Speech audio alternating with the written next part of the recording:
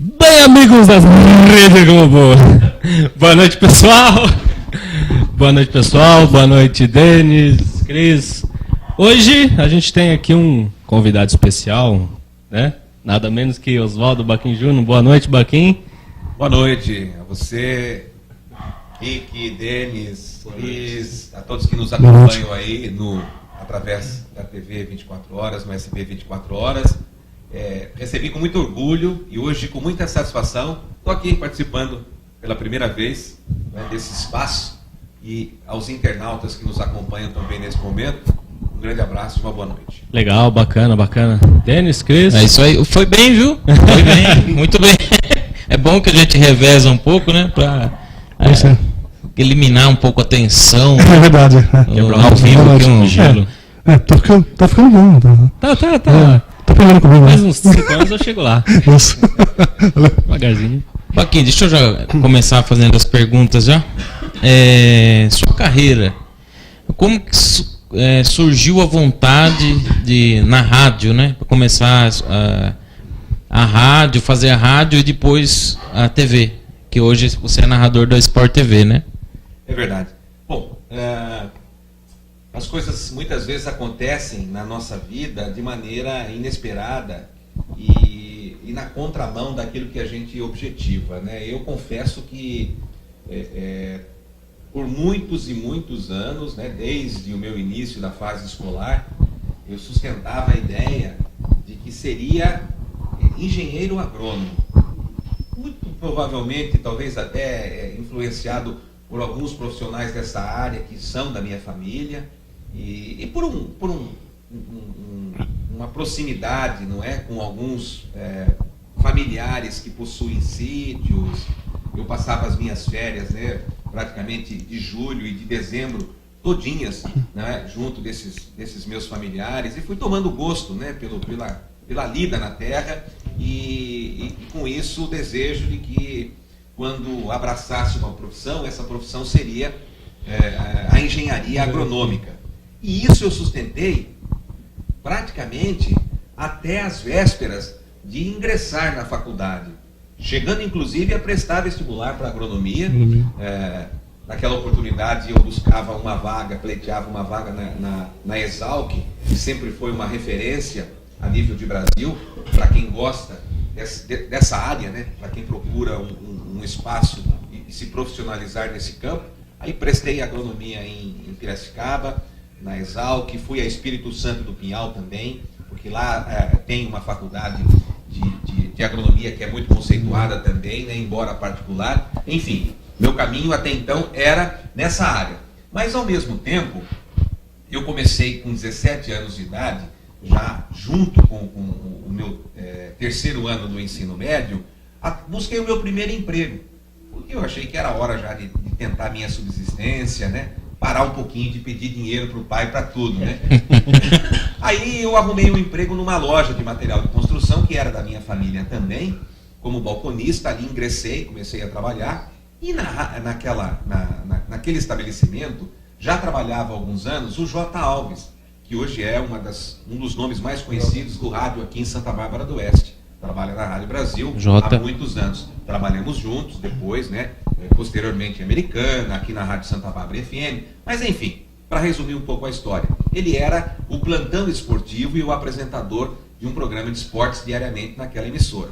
E me convidou se eu, aos domingos, poderia ajudá-lo no plantão como rádio escuta. Hoje, com o advento da internet, né, os plantões esportivos vivem no céu. Quer dizer, basta um clique para você poder ter o resultado dos jogos ou da competição que você quiser, né, acontecendo aqui no Brasil ou fora do Brasil. Naquela época era diferente. Havia necessidade de uma pequena estrutura, não é? Com algumas pessoas ouvindo outros aparelhos de rádio para pegar resultado, ou ligando por telefone para as rádios para saber quanto estava o jogo naquele momento. Enfim, e eu fui, como não fazia nada aos domingos, fui para ajudá-lo. E assim, alguns domingos fiquei. Até que um dia aconteceu um problema inesperado. Ele teve uma questão de falecimento na família, não pôde fazer o plantão esportivo e coube a mim. Então, um menino de 17 anos, com voz praticamente de criança, né, de adolescente, voz trêmula, para assumir aquela condição de plantonista esportivo. Fiz. O proprietário da emissora, que era o Natália Giacomini, no dia seguinte me ligou dizendo que se não havia interesse da minha parte em trabalhar na rádio. E eu acho que eu fui picado pelo bichinho da comunicação, que é algo que apaixona quem tem o prazer e a oportunidade de me conhecer. E a partir daquele momento, então, eu transferi o meu trabalho da loja de material de construção para a Rádio Brasil, e ali comecei a fazer um pouco de tudo, né? Continuava ajudando no plantão esportivo, mas já tinha assim espaço para poder apresentar alguns pequenos programas. Aí saí do plantão esportivo, fui para o campo como repórter esportivo, e aí as coisas foram acontecendo sucessivamente. Eu saí da rádio aqui em Santa Bárbara, fui para a Americana, em Americana iniciei a minha atividade esportiva ainda trabalhando como repórter de campo. Aí também de maneira inesperada veio a chance de se tornar narrador. Eu abracei essa atividade dentro da equipe de esportes, e aí continuei por muitos anos como narrador esportivo. Aí em Americana trabalhei praticamente em todas as emissoras de rádio daquela cidade, até que em 89 eu voltei para Santa Bárbara do Oeste, depois de ficar aí cerca de 7 anos em Americana. Retornei a Santa Bárbara, voltei através do serviço público, trabalhando na rádio oficial do município, a Rádio Santa Bárbara FM, e ali eu também desenvolvi a minha atividade muito mais como jornalista, porque nesse meio termo eu acabei desistindo da agronomia, prestando vestibular para jornalismo, passei, fiz os 4 anos de faculdade e continuei a minha atividade profissional. Aí desenvolvia muito mais, depois com experiência também em assessoria de imprensa. Então permaneci no rádio de 1989 até o ano de 2008, quando surgiram as primeiras experiências em televisão. Primeiro foi na TV Século XXI, uma emissora católica que está sediada em Valinhos. Ali eu tive a oportunidade de acompanhar a seleção brasileira de Masters, a convite do Zenon, né? Ex-craque do Corinthians, os corintianos de plantão e aqui mesmo devem se lembrar muito, né, do que o Zenon representou para o time, né? E aí a convite dele eu acompanhei por 2 anos a seleção de Masters, gravando VTs nas cidades onde a equipe surgia, aparecia, né, para jogar, e até que veio um convite para um trabalho freelancer no Sport TV, para um jogo do Campeonato Paulista. Eles precisaram também, de maneira emergencial, de um narrador para Palmeiras e Ituano, que jogaram em Piracicaba na abertura de um campeonato. E aí eu fiz esse jogo freelancer. Deste único jogo surgiu o convite para que eu continuasse ao longo do campeonato, de maneira freelancer também. E aí depois, com o passar dos anos, isso de 2008 para cá, o vínculo foi aumentando, até que no ano passado, né, está fazendo exatamente 1 ano agora, que eu fui contratado definitivamente pelos canais Sport TV. Bacana. Legal. Cristiano Brunfoli. Você lembra quando foi, né? Quando de quem foi o seu primeiro gol narrado por você, não? Você lembra, não? Eu lembro o primeiro jogo. De quem? Eu não vou lembrar exatamente o nome do jogador, mas eu vou me recordar do jogo. Do jogo. Aconteceu que eu, naquela oportunidade, até então eu era repórter da Rádio Azul Celeste, integrava a equipe de esportes, que era comandada pelo Celso Marcos Bianchi, que era o coordenador da equipe de esportes, e eu era um dos repórteres de campo daquela equipe esportiva. E o Rio Branco jogaria numa estreia de Campeonato Paulista da 2ª Divisão em Guaratinguetá, lá no estádio Dario Rodrigues Leite, não contra o Guaratinguetá. Naquela época, início dos anos 80, era a Esportiva de Guaratinguetá. E eu estava já me preparando para ser o repórter naquela partida, e ele havia contratado um narrador para aquela temporada. Eu não me recordo exatamente agora o nome, mas era de uma cidade do interior, e que às vésperas do início do Campeonato Paulista disse que não poderia mais aceitar o convite, teve problemas de transferência, de mudança, para a cidade de Americana, então ele não viria mais, e aí o coordenador da equipe de esportes, né, entendeu que a minha maneira de atuar poderia me levar a ser narrador da equipe de esportes. Eu até questionei naquela oportunidade, falei, você tem certeza do que você está falando? Você acha que eu tenho características de um narrador de rádio? Ele falou, pode, não de cara, mas você vai conseguir fácil se adaptar a essa função. E aí fiz Rio Branco e Guaratinguetá, o Rio Branco venceu aquela partida, a avaliação dele foi aceitável, né? Se não foi excelente, mas foi aceitável, e enfim, a partir daquele momento eu passei a ser o narrador oficial, e aí depois não larguei mais, né? Aí não voltei mais para o campo. Legal, fiquei só atuando nas cabines como narrador a minha vida inteira. E foi uma grande escola, né? O rádio, na verdade, é uma grande escola. A maioria dos narradores hoje que estão em televisão, os nomes mais consagrados, tiveram um início no rádio. O rádio é fantástico, né? É um veículo de comunicação que dá muito traquejo a quem trabalha, né? Ele pelo fato da improvisação, né? Da instantaneidade, da rapidez de raciocínio que você tem que ter ao acompanhar, porque quem está vendo, quem está assistindo o jogo não está vendo o jogo. Então é o narrador que tem que criar pro cara que está lá com o radinho atmosfera daquele transmitir tudo, né? Então não há escola de comunicação para quem hoje até quem nos acompanha e talvez vislumbre ou se deslumbre com a TV, porque a TV de fato é algo mágico mesmo, né? E hoje atrai a maioria dos profissionais que se formam hoje. Se você perguntar onde você quer atuar, no rádio ou na televisão, a maioria vai dizer que é na televisão, né? Sim. Porque alguns encaram como um posto de glamour. Quer dizer, para mim eu acho bobagem, né? É mais uma questão do meio mesmo, do veículo, né? Porque o importante é aquilo que você está passando, né? E não exatamente a imagem que o cara está vendo, né? E diga-se de passagem, como diz o Neto, é um baita narrador. A voz do Baquinho hoje acho que na cidade, na região aqui, tem quem não ouviu a voz, já sabe, a voz do Baquinho, né? já conhece. Já tem a característica sua de narrador, né? Você já tem a sua... Exato, e até pelo tempo, né, em que eu permaneci aqui. Na verdade, assim, como eu digo, parece que na minha vida as coisas foram sempre acontecendo, não da maneira como eu planejei. Porque quando eu cursava ainda a faculdade, a intenção era terminar a faculdade e imediatamente buscar um universo maior, né? Todo mundo hoje que inicia na área da comunicação vislumbra um grande veículo de comunicação. A gente sabe que é difícil, mas todo mundo almeja um dia chegar em São Paulo, né, numa grande mídia, num grande veículo. E eu confesso, eu também tinha esse objetivo, também tinha esse desejo. Mas eu me adaptei, eu estava tão à vontade em casa, não é? E que os anos foram se passando, se sucedendo, aí foram mais de 20 e tantos anos trabalhando aqui, para que depois, né, já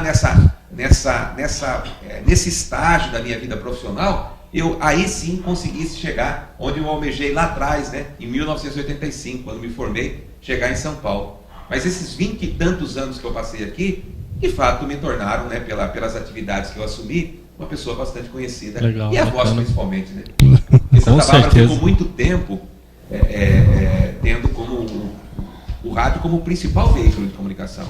A TV aqui veio, hoje já não existe mais, nem a TV pública não está no ar, mas a TV veio aqui em 1998, quando a TV Cultura de Santa Bárbara começou os seus trabalhos, né? E eu lá também, aí comecei a aparecer, então muita gente que me ouvia começou a ver, né? E a fazer uma análise ali, né? Juntou voz e imagem. E aí, é claro que a TV também, né? O vídeo ele populariza muito, mas a voz é algo marcante. De fato, na minha carreira, eu só tenho que agradecer por isso. Baquinho, 6 dias para a estreia do Brasil na Copa do Mundo, Brasil e Croácia, dia 12 de junho, né? 5 da tarde. Não vai ter Dia dos Namorados. Com você não vai, né? Pra mim já não tá tendo faz tempo. Esse é o detalhe. Pra mim já não tá tendo faz tempo. Esse direto, né? Detalhe. Apenas um detalhe.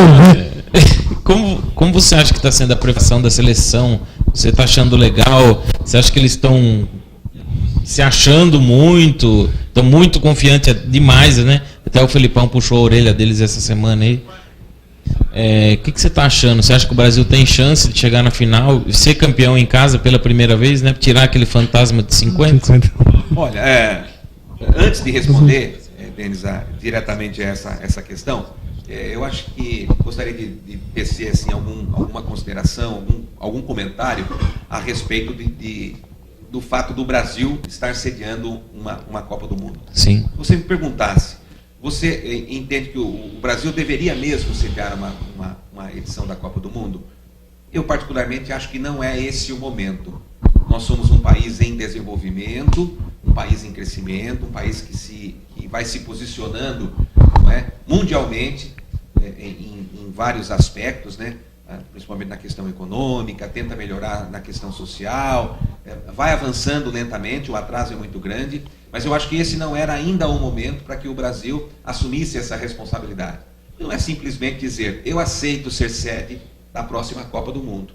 É descarregar caminhões e caminhões de dinheiro para atender às exigências da FIFA. A Copa realizada na África, eu acho que por muitos e muitos anos, talvez mais de uma geração, vai sentir os efeitos do que aquilo causou ao país.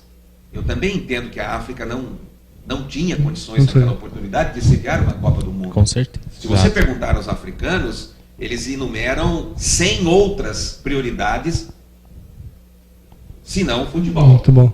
Então nós aqui também, eu entendo que não estávamos ainda preparados para tal. Tanto é que os nossos principais estádios, né, antes, até o advento da Copa, se você falasse, bom, quais são os grandes estádios do Brasil? Bom, o Maracanã, o Morumbi, né, o Serra Dourada, nenhum estádio desse aí foi aproveitado. Quer dizer, o Morumbi, na questão do entendimento da diretoria do São Paulo, né, não servia para uma Copa do Mundo. O Maracanã foi derrubado, foi construído outro. Foram construídos outros estádios também em locais onde o futebol não tem a popularidade que tem em algumas outras praças. Por exemplo, Brasília, né, Manaus, né, por exemplo. Né, como ficarão essas arenas pós-Copa?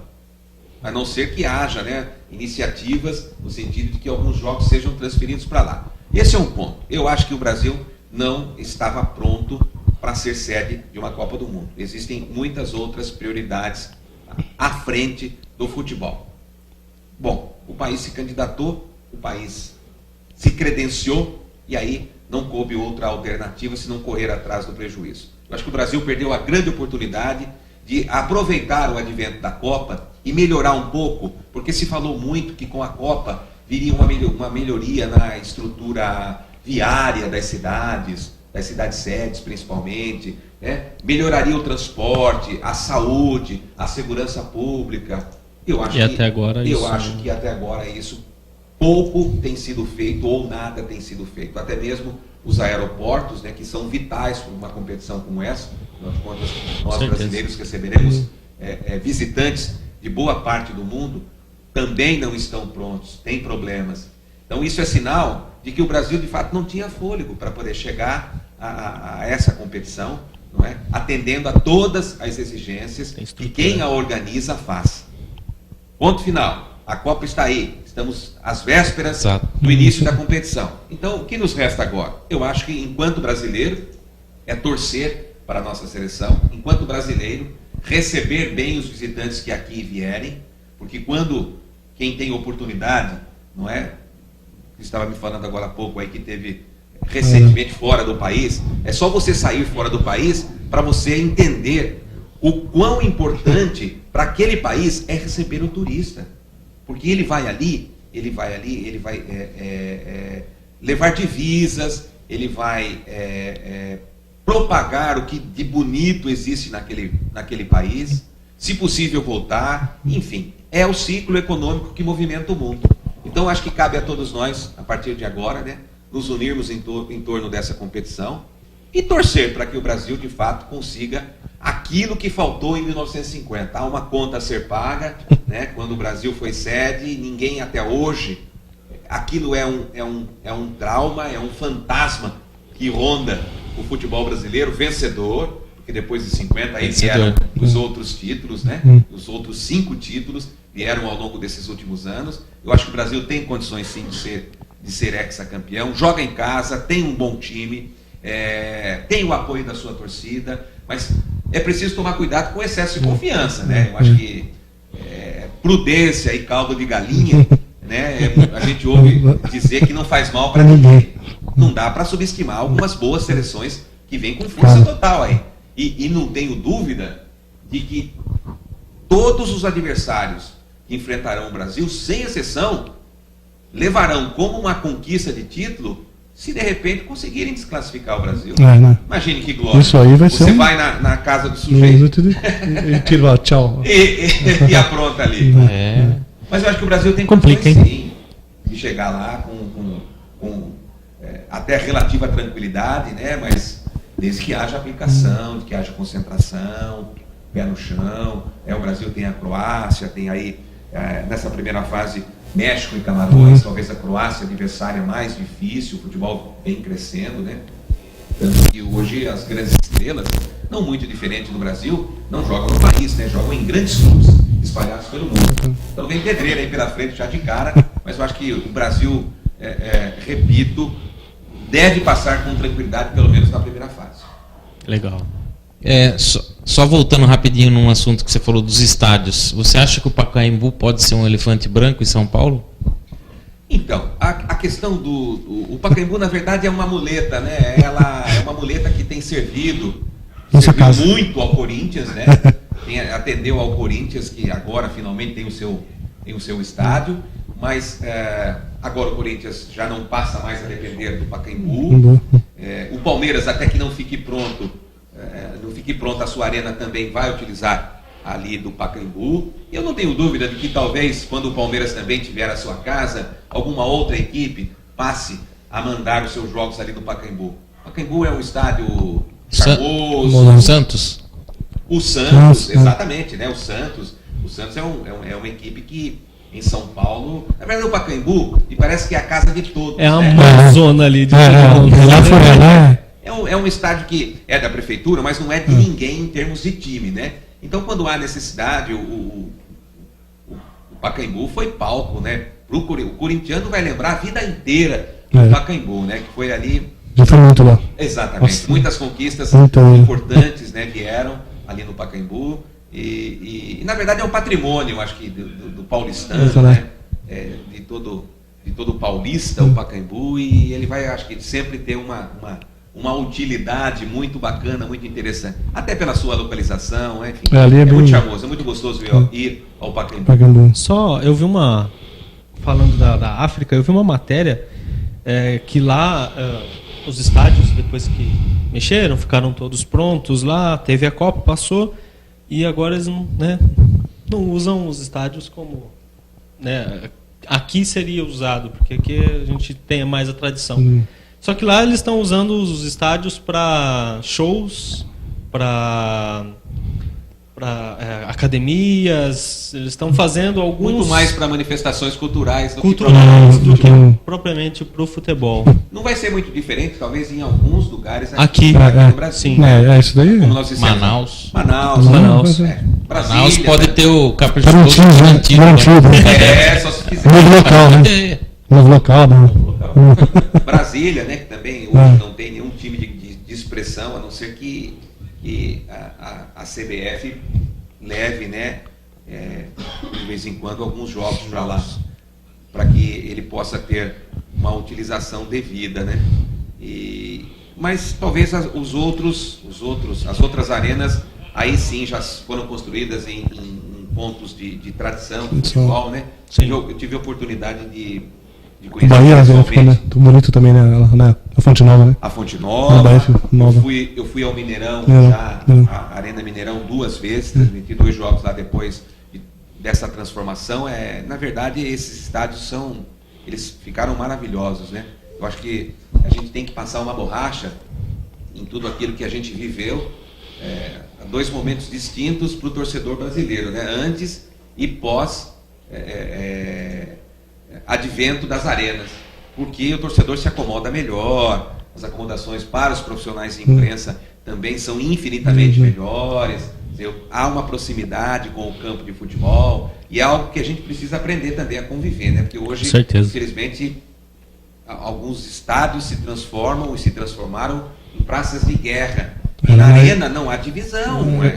Não tem. O torcedor do São Paulo está sentado ao lado do torcedor do Corinthians, ou bem próximo, no São Paulo e Corinthians. Outra vez no colo. Desculpa. E... É brincadeira que isso aí. E como é que essa convivência vai ser? Já vou emendar uma outra aqui. Você já falou de torcida. Qual é a sua opinião sobre torcidas organizadas? Você que vivencia os estádios, você que sempre está ali, o que você acha assim, do desrespeito? Até pouco tempo atrás nós tivemos aquela confusão toda entre...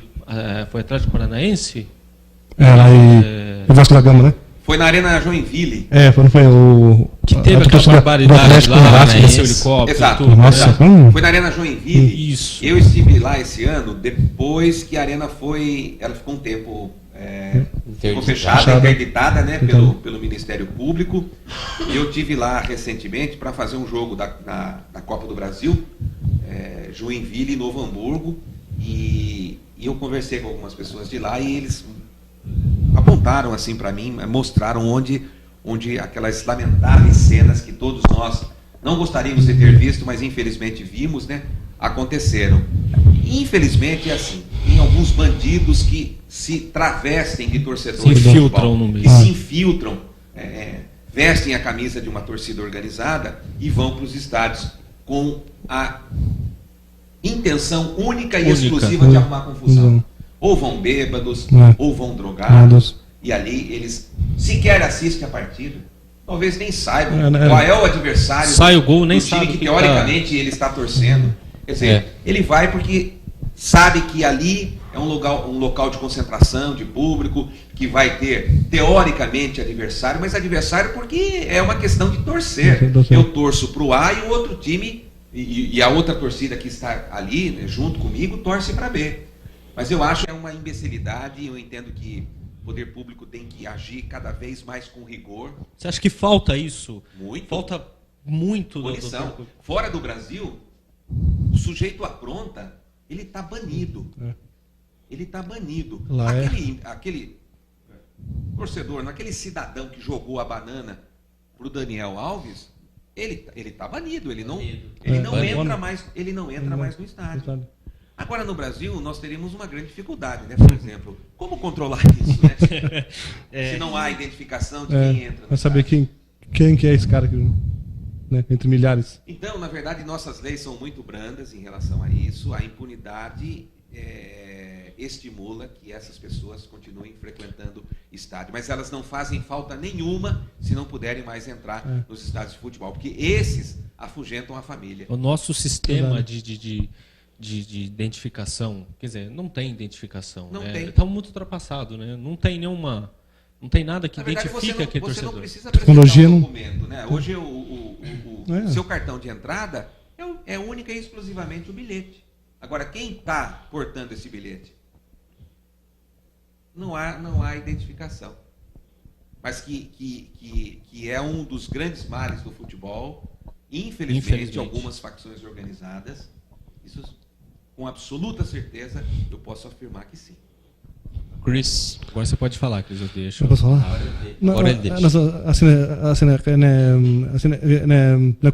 Qual que é assim, a cabine que assim, né? Se gaguejar o corte. Até hoje mais assim, mais aconchegante assim, né? Até hoje que você transmitiu um jogo até hoje no país. Qual foi a cabine assim, né? Que você viu um champanhe, né? Caviar. Ô, louco, bicho! Olha, assim, você entendeu? Eu vou dizer uma coisa pra você. Mas bem recebido. Você tocou no assunto aí, você quase que acertou.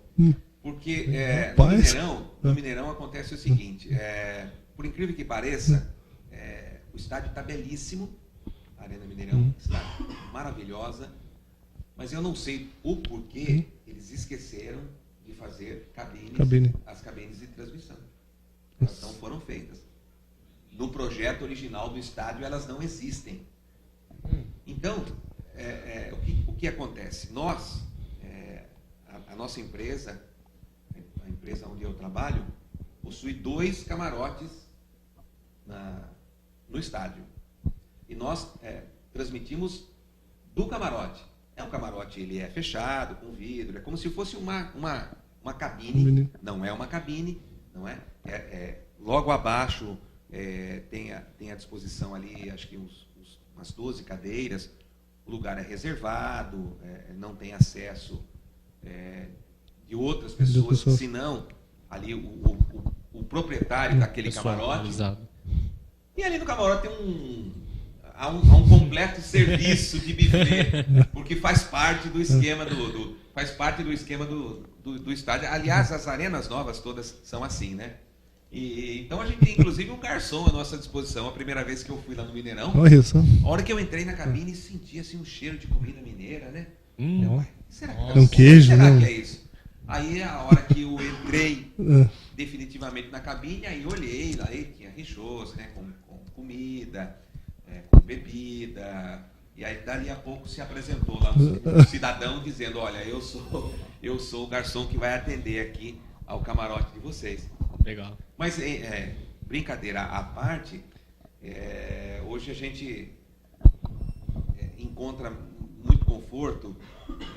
O Morumbi talvez seja o melhor estádio, o estádio que melhor acomoda hoje os profissionais de imprensa, né? Cabine ampla, muito bem localizada.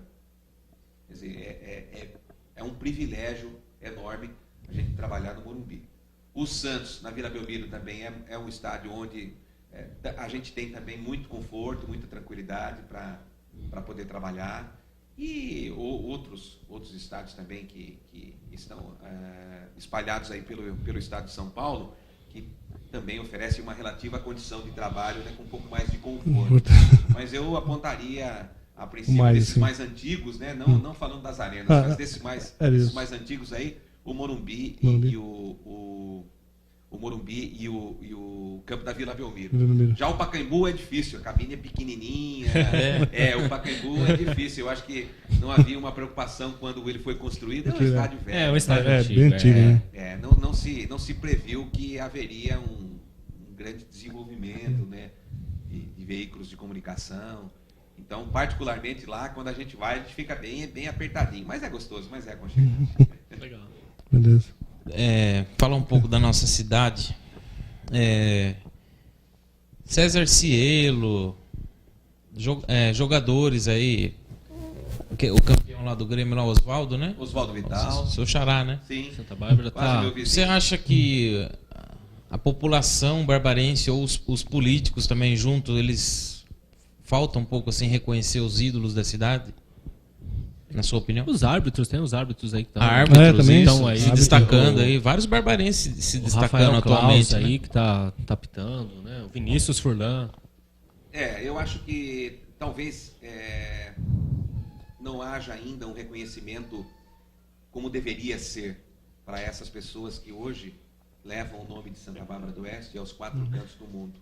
Oswaldo Vital, que você citou, por exemplo, é um jogador que conseguiu chegar no ponto mais alto que um atleta pode chegar. Ser campeão do mundo por um clube, não por uma seleção, por um clube. Foi com o Grêmio no ano de 1983. Então ele carregará para sempre consigo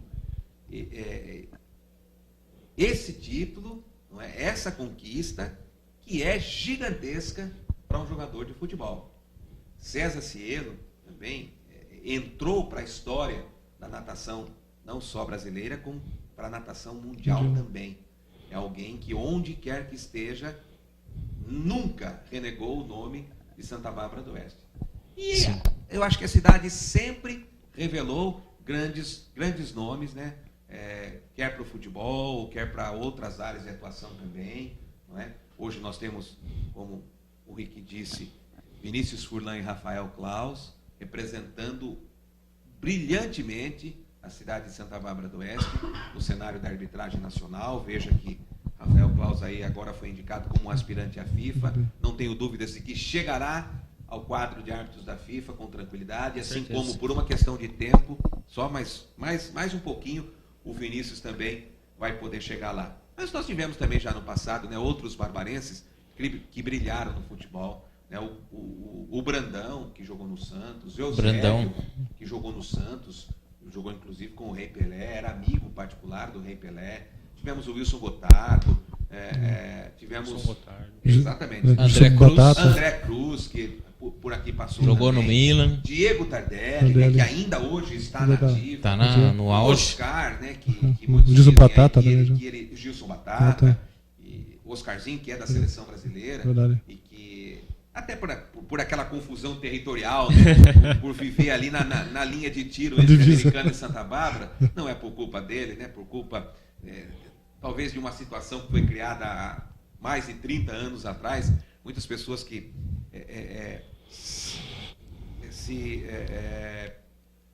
fixaram residência naquela região lá, tinham uma crise de identidade. Na verdade, não sabiam se eram barbarenses ou eram americanenses, né? Há uma confusão muito grande. Então, porque muitas vezes o sujeito só morava ali, mas ele trabalhava em Americana, ou ele precisava de saúde, hora Americana, muitas vezes Santa Bárbara, escola, enfim. Mas eu acho que Santa Bárbara sempre teve grandes talentos em várias áreas, mas entendo que nós poderíamos eternizar isso ou fazer disso, né, uma grande vitrine. Nós, por exemplo, Santa Bárbara é a cidade que ficou marcada por ter sido a fabricante do primeiro veículo nacional feito aqui no país. Romizeta. E eu acho que a cidade não explora isso. Com certeza. Eu acho que deveria ter uma réplica de uma Romizeta logo na entrada da cidade, assim. É verdade. Ou sustentar isso, né? Inclusive, a gente questionou isso semana passada, né? O secretário de Cultura, verdade, o Eide, ele esteve aqui. Perguntamos, né, se vai ter um busto, o Cielo, ou alguma homenagem ao Romizeta. Segundo ele, já está em andamento, né? Nada mais justo, né? O nosso principal representante existia aí a possibilidade, né, e se ventilou isso há alguns anos atrás, da construção daquele complexo aquático que levaria o nome de César Cielo. Sim. Um reconhecimento muito mais que justo, mas a obra, não sei, acho que emperrou, né, está parada, não consegue sair do lugar, mas enfim, se ela vier a se tornar realidade, eu acho que é uma homenagem justa, como poderiam ter sido pensadas, né, ou ainda serem pensadas, algumas outras homenagens a esses outros grandes nomes, né, que fizeram com que Santa Bárbara do Oeste passasse a ser conhecida um pouquinho mais no cenário mundial. É isso. Cris, então, dá uma animada aí, uma piada, sei lá. Dá animada? Uma piada. Não, pra nós aí. Não, assim, eu vou fazer igual o Neto. Eu vou contar um fato pitoresco depois que aconteceu comigo. Não, mas tá, assim. Não vou te interromper. O que você pode dizer sobre Fiore, né, Giuliotti, sobre, né, Osmar Santos e sobre o, né, José Silvério, que ainda é vivo, tá nativa. Cada um deles tem seu jeito, né, sua característica, e são três, né, locutores. Não sei, acho que você, né, se espelha, claro, né, em algum deles, né, entre outros muitos, mas assim, é que são muitos aqui, você vai. Não, sem dúvida, você essa lista sua aí, eu acho que são integrantes aí de talvez um top 5, né, dos grandes narradores de rádio, né, alguns ainda estão entre nós, como você bem disse, né, o José Silvério, o Osmar Santos, infelizmente, é uma pena o que aconteceu. Nossa, Osmar Santos era um gênio. Nossa, era um gênio com um microfone. Eu adorava eu imagino. Nossa, meu, cara, era um foguete. Ele era rápido, demais, cara. Emocionante era ouvir as suas narrações. Eu imagino o Osmar Santos hoje, né, com todo esse recurso, né, com toda a tecnologia, com o desenvolvimento do rádio. Ele era daquela época em que se fazia o rádio com dificuldade, com raça, em que prevalecia muito mais o talento mesmo do sujeito, né? Mas enfim, a vida conseguia transmitir acabou. cada passe, cada Ele era jogada. preciso, ele era preciso, ele era fantástico. Você ouvia o Osmar Santos, fechava os olhos e imaginava, passava um filme na sua cabeça exatamente daquele jogo que ele estava narrando. Assim como foi Fiore Giliotti também, né? Não dá para deixar de lado o talento de um Fiore Giliotti. José Silvério, que ainda hoje, né, trabalha no rádio aí, ficou muito conhecido pela sua passagem ao longo de muitas temporadas na Rádio Jovem Pan, é um gênio. Acho que o rádio brasileiro, ele é muito rico, muito feliz, porque possui talentos, né, especialmente na área esportiva. E, infelizmente, né, recentemente agora nós tivemos 2 grandes perdas na área da narração, né? O Luciano do Vale e agora eu mais recentemente. Eu até ia te perguntar isso depois, se você chegou a conhecer ele. Conheci. Eu tive o prazer de conhecê-lo, e olha como são as coisas, né? Um pouco tempo antes do seu falecimento, pessoalmente. Evidente que eu, como a grande maioria dos amantes do esporte, né, e do futebol de maneira especial, teve o privilégio de um dia acompanhar uma transmissão do Luciano do Vale. O Luciano foi muito mais que um narrador esportivo, né? Ele foi um grande baluarte do esporte brasileiro, né? Popularizou o vôlei, o basquete, o boxe, a Fórmula Indy. Enfim, ele fará muita falta à TV brasileira. E tive o prazer de conhecê-lo pessoalmente, já o admirava, não é enquanto profissional, mas quando tive a oportunidade de conhecê-lo pessoalmente, eu simplesmente comprovei tudo aquilo que eu imaginava que ele fosse, né? Uma pessoa gentil, uma pessoa inteligente, uma pessoa calma, e que, infelizmente, eu digo que nos deixou precocemente, né? E deixa um vazio, deixa uma lacuna ali, né? O próprio Galvão Bueno, que hoje é contestado ou não, é um dos grandes nomes da televisão brasileira, disse que no início da carreira ele teve que correr muito para poder chegar ao nível do Luciano do Vale, que era a grande expressão da televisão brasileira. Com certeza. Depois surgiram outros grandes nomes, né? Mas infelizmente, então, eu acho que a TV ainda sente um pouco a dor da perdeu muito do Luciano do Vale, e agora de maneira mais recente, né, do Maurício Tokes, um profissional mais jovem, não é, mais novo, com menos tempo de estrada que o Luciano do Vale, mas eu acho que tinha também o mesmo gabarito, a mesma aceitação e o mesmo conceito, né, dentro do trabalho que ele desenvolvia na TV Record. O Fábio Natureza. A gente acaba sempre vivenciando algumas histórias engraçadas, né? Passa por algumas situações que você não imagina. Eu era repórter, dois fatos, rapidamente. Eu era repórter de uma rádio americana, talvez naquela oportunidade, a Rádio Clube de Americana, fomos transmitir um jogo em Mogi Mirim. Em determinado momento do jogo, começou um corre-corre dentro do campo, assim. Todo mundo, os jogadores começando a correr, se jogar no chão. Eu falei, ué, o que está acontecendo? A hora que eu olhei, uma nuvem negra, um enxame de abelhas. Nossa. Um enxame de abelhas. Corre negada. Baixou no estádio ali. E rondando o campo. Aí jogadorzada se jogando pro chão e tal. E eu falei, eu vou fazer o mesmo, né? Eu vou correr para onde? Não tinha para onde correr. Aí me abaixei, aí esse enxame de abelha que foi, voltou e, pum, se alojou no travessão de um dos gols. Nossa.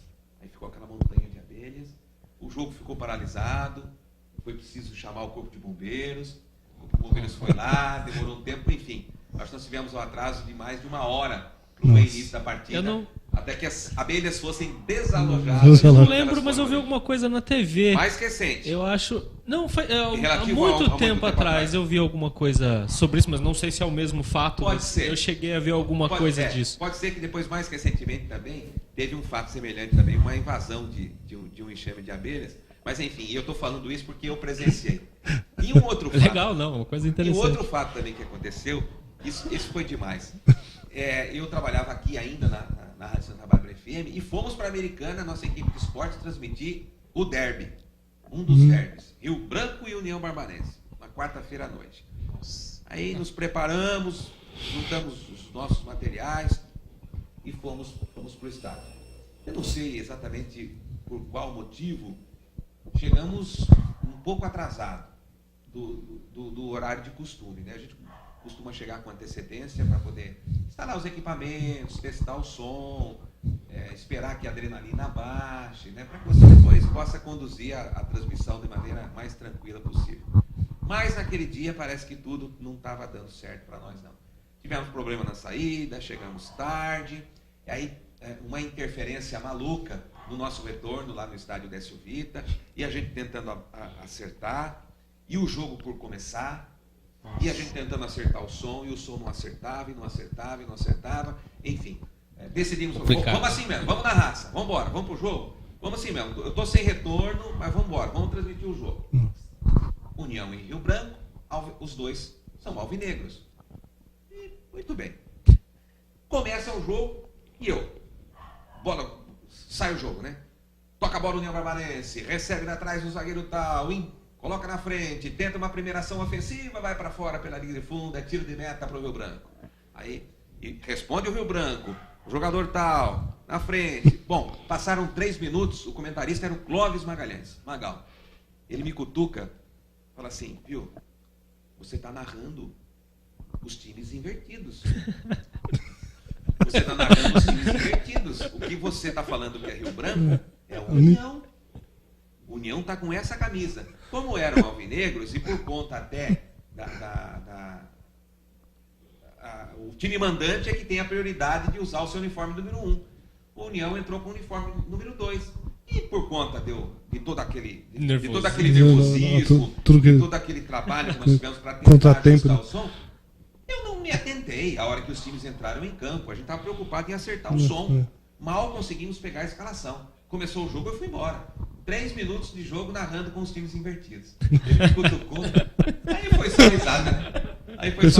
E não tinha retorno, né? Não tinha retorno. Foi só risada naquele momento. Aí eu, evidentemente, corrigi a partir daquele momento. Por sorte, não saiu o gol. Senão teria narrado. Nossa! De maneira errada. E é um fato que até hoje, aqueles que tomaram conhecimento, não é, lembram, e a gente se diverte mais. Bacana. Algumas histórias, né? Algumas histórias pitorescas desse nosso mundo da comunicação. Ok, amanhã tem Brasil e Sérvia. Amistoso. O último amistoso. Último amistoso, né? Perdão. Você acha que... eu entendo por mim, assim, que às vezes esses amistosos, assim, você acha que prejudica um pouco ou você acha que não?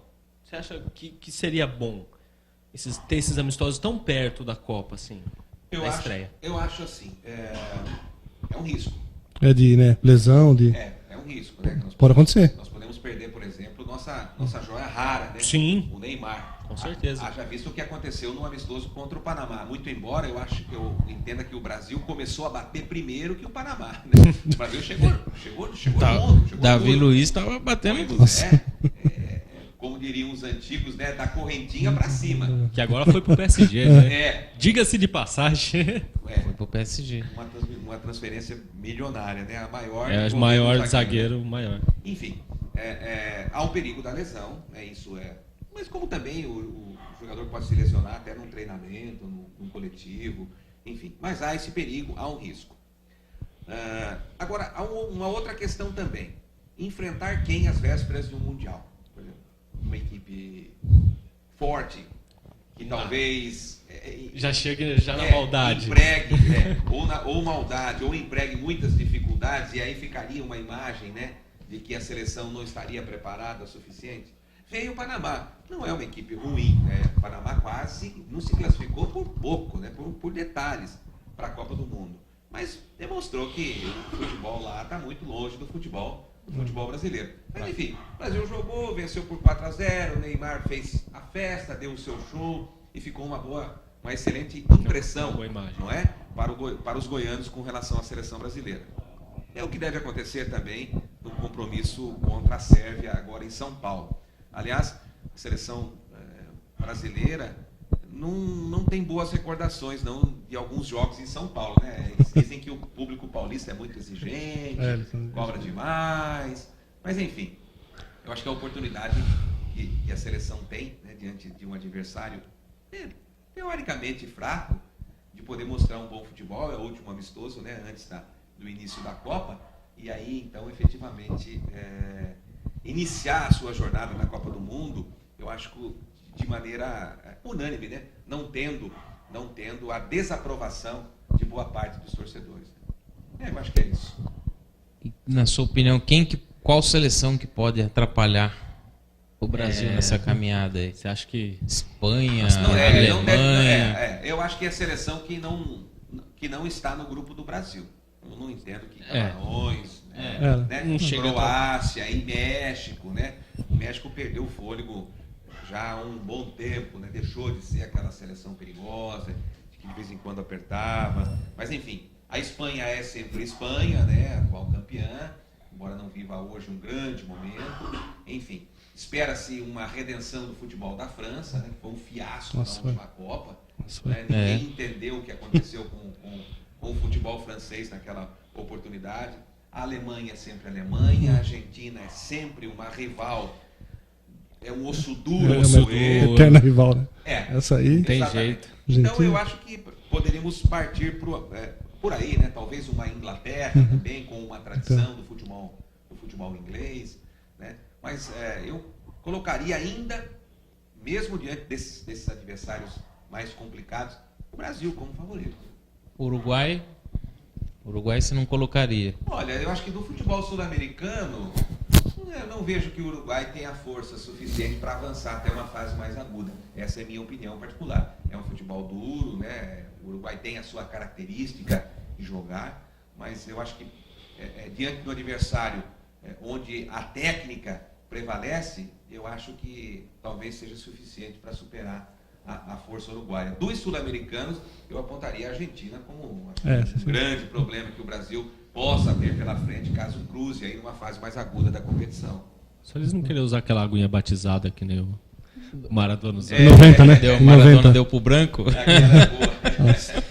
Tá tudo certo.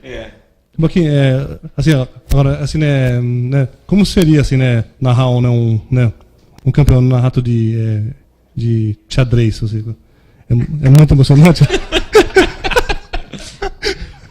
Olha que xadrez, eu não narrei xadrez, mas nós narramos uma oportunidade, nós acompanhamos jogos regionais. Em 1998, Santa Bárbara foi sede, e aliás campeã naquela oportunidade, dos jogos regionais. E a TV Cultura estava surgindo naquela oportunidade, naquela época. Então a Rádio Santa Bárbara FM e a TV Cultura fizeram uma cobertura, modéstia à parte, brilhante. Foram envolvidos mais de 20 profissionais, nós trabalhávamos de 7 da manhã até meia-noite no primeiro dia, meia-noite e meia no segundo. A coisa avançou à madrugada quando fazíamos um balanço na TV Cultura.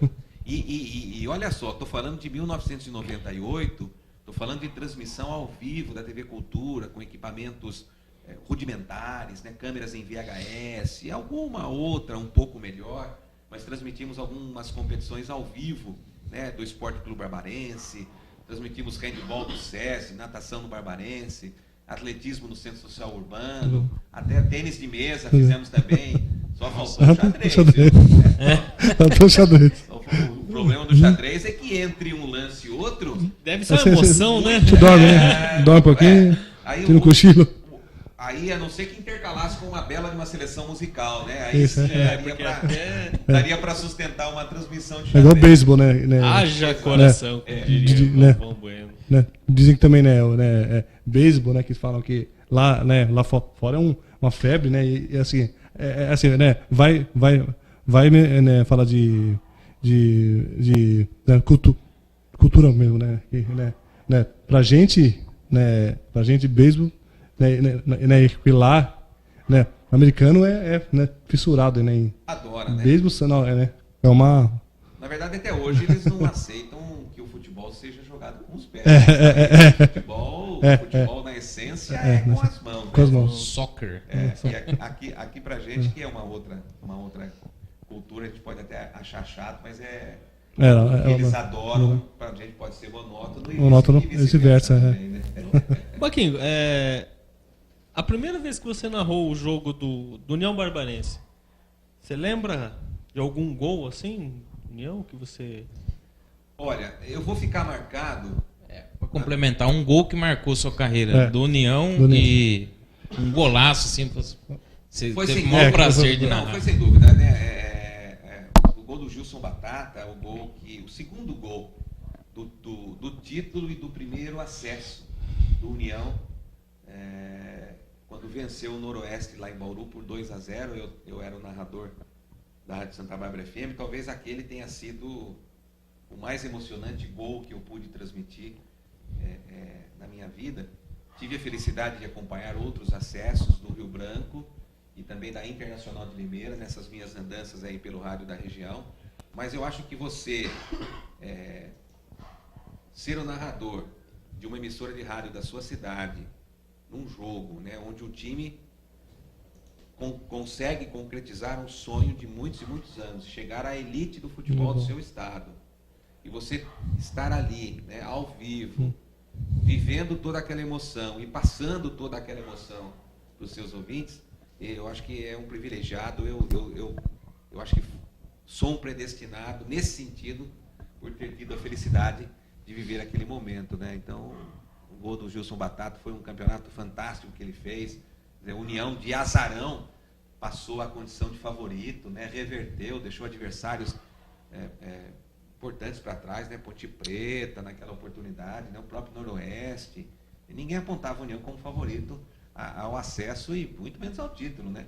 Mas ele veio então com uma belíssima atuação do time nesse jogo final lá contra o Noroeste, e o segundo gol, né? O gol do Gilson Batata, que na oportunidade a gente dizia, é o gol do título, eu acho que vai ficar gravado não só na minha memória, mas de todos aqueles que puderam me acompanhar naquela transmissão. O Gilson Batata está de treinador, né? A gente já tinha comentado antes. Está de treinador hoje lá em Minas, né? Minas. Jogador inteligente, né?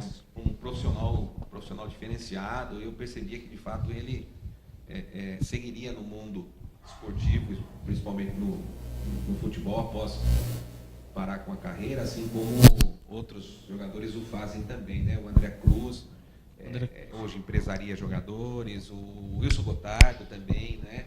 Hoje tem uma empresa também que acaba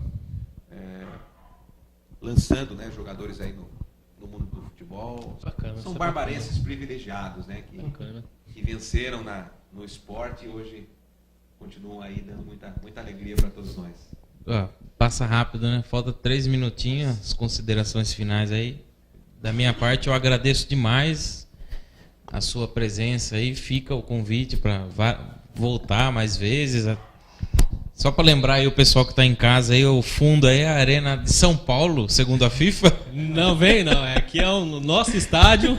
Não, nosso não. O nosso é meu e do Cris, porque aqui tem dois parcial. Palmeirenses aqui, né? O nosso vai ficar mais bonito. Eu ia falar, né? O estúdio novo aqui, né? Então a gente está melhorando aos poucos aí. É um estúdio padrão FIFA, né? Padrão FIFA. Padrão FIFA de qualidade. Então, eu agradeço demais. É sempre um ícone aí pra gente que está começando, né? Você dá várias dicas pra gente aí, é sensacional isso. Você, Flávio de Camargo, Paulo Delbu, a gente aprende muito também. Um mestre na área da comunicação. Todos que eu converso assim, eles sempre tocam no assunto da cultura. Faz muita falta, né, a TV Cultura em Santa Bárbara? E falar em TV Cultura, necessariamente passar pela pessoa do professor, né, do mestre Paulo Delbu, que foi por iniciativa dele, no governo do então prefeito Adilson Basso, que a TV Cultura surgiu, durante a sua administração ficou firme, depois cada prefeito entendeu a TV de uma forma e ela foi oscilando, né? Ela teve altos e baixos ao longo dos seus 15 anos que ficou no ar, e hoje, infelizmente, nós não temos esse veículo de comunicação. Mas, em contrapartida, temos com o advento aí da internet, né? Nós temos canais de comunicação como é o SB 24 Horas, com a TV 24 Horas. Eu tenho absoluta certeza que supre essa necessidade. E, na verdade, é uma tendência, né? Hoje é uma tendência até de que os programas avancem se utilizando dessa forma de comunicação, porque hoje você, na palma da mão, você tem um celular e pode acessar a informação, pode acompanhar um programa de televisão, como esse que vocês estão fazendo aqui, independente de onde você esteja. Né? Só falando rapidinho, você ganhou o Prêmio Graça aqui, né? A gente pode deixar de falar. É um reconhecimento. Um reconhecimento aqui. Você até imprensa. contou algumas coisas, né? Algumas coisas de quando vocês começaram com a TV lá, né? Foi interessantíssimo. Na verdade, a luta de vocês hoje aqui, não é? Com esse novo veículo de comunicação, foi a luta nossa também lá atrás, quando do advento da TV. Então, quando eu fui indicado para receber, fiquei muito feliz quando soube que era vencedor. Aí fiquei muito mais radiante e fui receber com toda a minha família lá esse prêmio, porque merecido, eu acho que até pelo nome que ele leva, né, é uma responsabilidade muito grande. Você tem em casa, eu falei que deixaria num lugar de destaque. Então, quem vai na minha casa, abriu a porta da sala, dá de cara lá com o prêmio Graça Camargo, que eu faço questão que todos que passam por lá saibam que um dia eu fui merecedor desse prêmio. Reconhecimento na carreira. Sem dúvida. Cris, obrigado. Rick, obrigado. Obrigado a todo mundo, né? Obrigado, Joaquim, né? Foi uma honra ter você aqui, né? Pra gente É isso aí, pessoal. Hoje estamos com uma cinegrafista feminina hoje, né? Renatinho não pôde vir, problemas pessoais aí. Todos. Não é o Renatinho que se soltou de vez, saiu do armário, não, é a Mayra. Saiu do armário. Coitado. Foi mal, Renatinho. Brincadeira, cara. Não. Brincadeira, aqui é Corinthians e Palmeiras, não é São Paulo. Ele é São Paulino. Né? É verdade. Mas é isso aí. Uma boa noite a todos. TV 24 horas, a TV web da RMC.